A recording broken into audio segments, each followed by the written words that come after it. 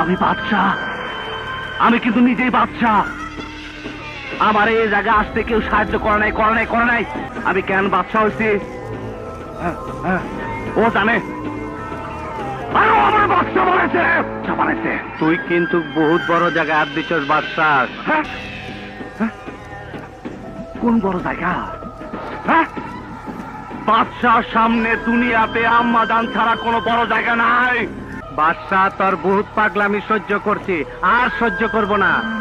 ও কাটাকাটি দোস্ত, তুই আমার সাথে কাটাকাটি করবি? আরে দোস্ত ধন না, নবাব মালটা দে তো। কেটে দিলাম, কাটাকাটি হয়ে গেল। আমার পাগলামি তুই দেখছিস কি কালাম? সামনে তো আরো দেখবি। আয়